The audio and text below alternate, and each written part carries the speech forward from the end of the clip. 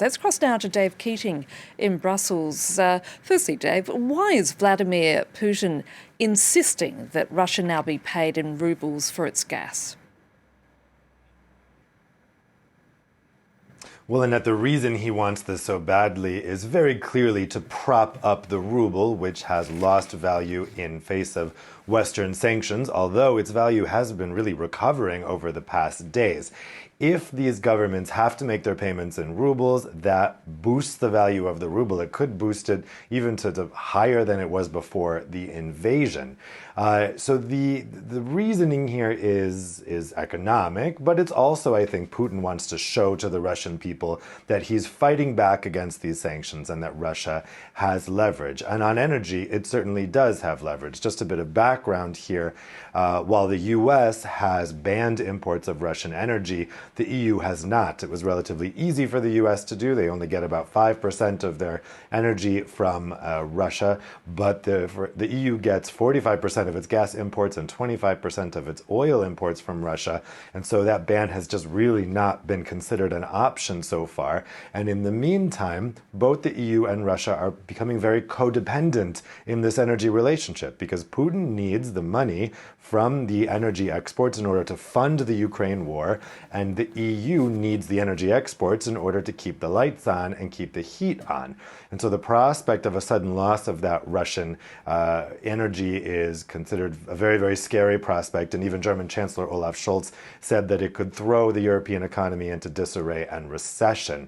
At the same time, the EU knows that the gas comes to the EU via pipelines that only go to the EU. There's nowhere else Putin can send that gas. And so Putin is also in a very difficult situation here. And for that reason, a lot of people think that any threat by Russia to turn off the taps is a bluff that they won't follow through on, because even during the height of the Cold War, Russia continued supplying energy to Western European NATO countries. So can you give us further detail as to what's been the European government's response, Dave? Yeah, we've had the German finance minister, Christian Lindner, call this blackmail, and he said Germany will continue making its energy payments in euros and sometimes dollars, which are also sometimes in the contracts.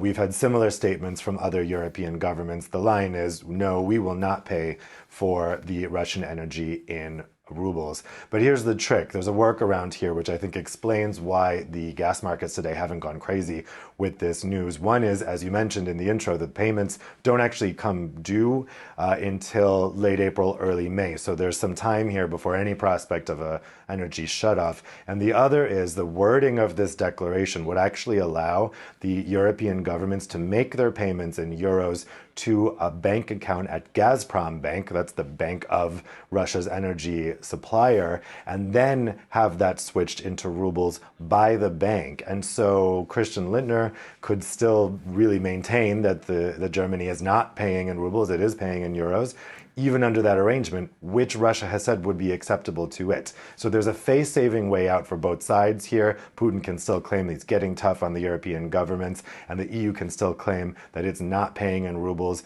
when in fact, those payments through a kind of complex transfer within Gazprom Bank are being converted into rubles.